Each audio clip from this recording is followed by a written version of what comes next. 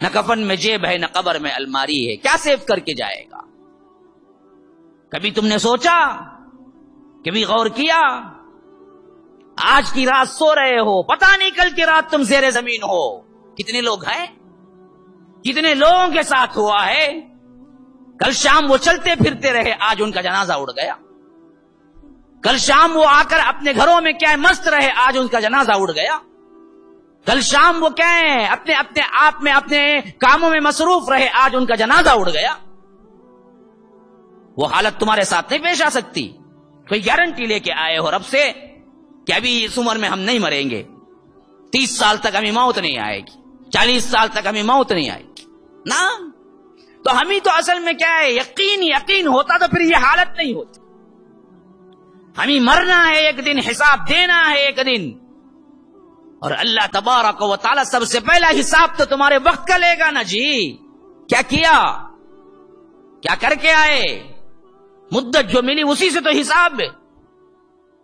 لمبی عمروں کی کیا ہے، دعائیں کیا ہے، بہت بڑی سمجھی جاتی ہیں۔ اللہ 100 سال جی، خوش ہو جاتا، 100 سال جیا تو 100 سال کا حساب بھی تو دینا ہے نا۔ ہاں، 100 سال کی زندگی ملی تو پھر 100 سال کا حساب بھی تو آنا ہے۔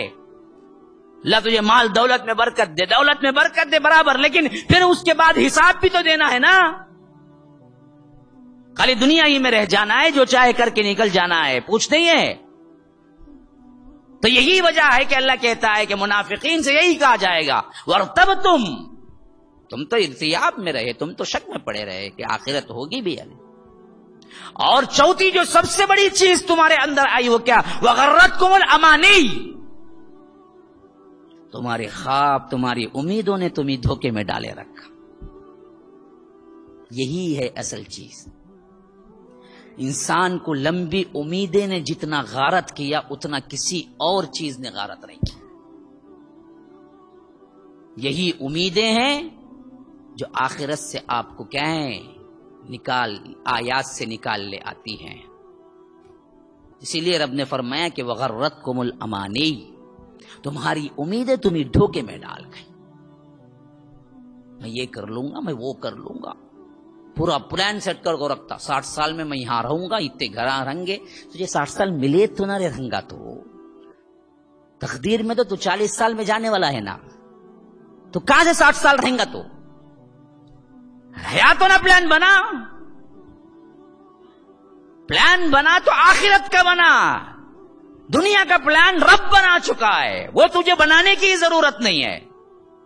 ہاں، من کان یرید الآخرۃ، جو آخرت چاہتا ہے اس کے لیے اللہ نے کہا، لیکن جو دراصل کیا ہے، دنیا چاہتا ہے تو اس کی دنیا بن چکی ہے، اور وہ دنیا اس کو اتنی ہی ملے گی جتنی بن چکی ہے۔ اس سے ایک پائی نہ اوپر ملے گا نہ ایک پائی نیچے ملے گا۔ یہ تو اللہ پر ضروری تھا، اللہ کا حق تھا۔ وما من دابۃ الا علی اللہ رزقها، ہر جاندار، ہر متنفس، ہر سانس لینے والا، اس کی رزق کی ذمہ داری اللہ نے کہا کہ یہ میری ذمہ داری ہے، میں اسے کھلانا پلانا، کیونکہ میں نے پیدا کیا اس کو، یہ ذمہ داری میری ہے۔ آخرت کی ذمہ داری تمہاری ہے، تم کوشش کرو، لو، بناؤ آخرت۔ ومن اراد الآخرۃ وسعى لها سعيها وهو مؤمن فاولئک کان سعیهم مشکورا، جو آخرت کے لیے کوشش کرتا ہے اور ایمان کی حالت میں کوشش کرتا ہے، وہ کوشش اصل میں کامیاب کوشش ہے۔ تو تم نے لمبی امیدیں لگا کے رکھی، میں ایسا کروں گا، میں ویسا کروں گا، میں یوں کروں گا، میں وہ کروں گا، میں گھر بناؤں گا، یہاں تک کہ کیا ہوا، حتی جاء امر اللہ، یا رب کیا عکاسی کی گئی ہے، دیکھو تم اس دنیا کی امیدوں میں لگے رہے، مجھے یہ ہونا ہے، مجھے وہ ہونا ہے، مجھے یہ کرنا ہے، یہاں تک کہ رب کا حکم آ پہنچا، یعنی موت آ گئی۔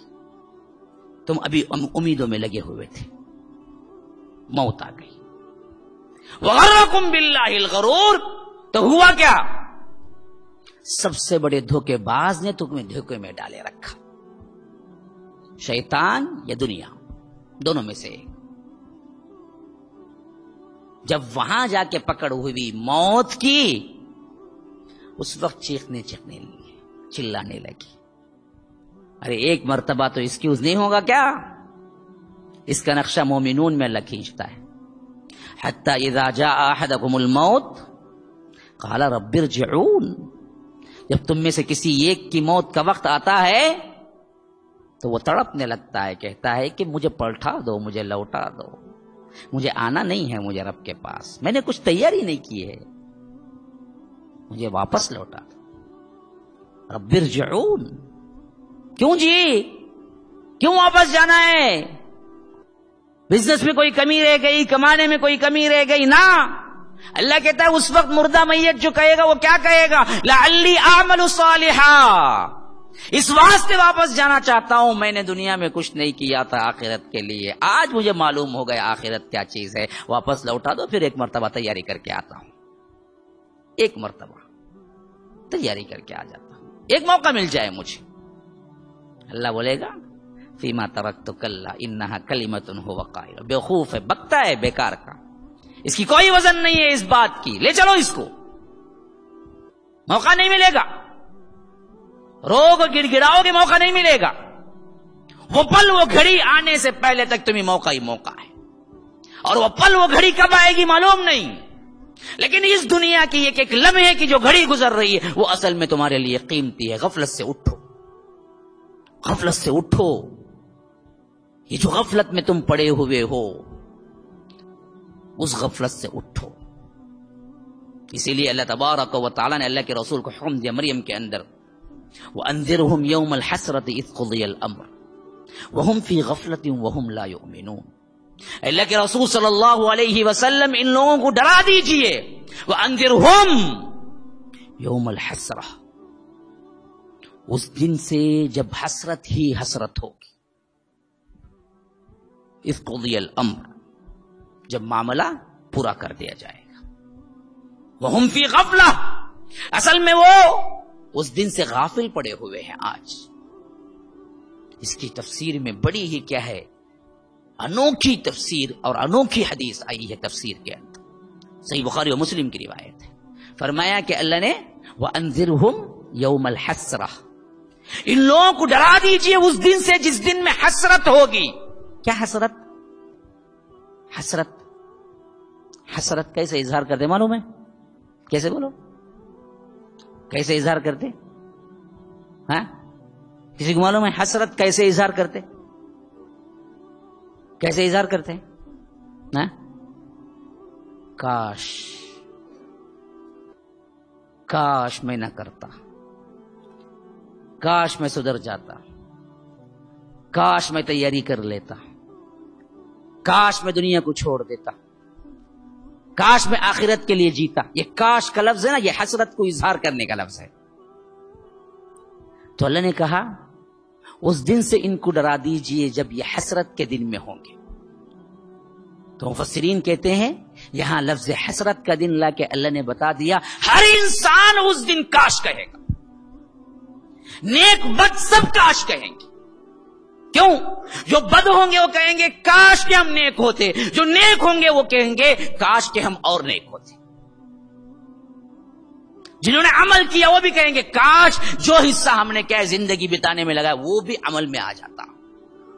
عمل تو کیا لیکن اس سے بڑھ کے عمل کیا ہوتا. کاش.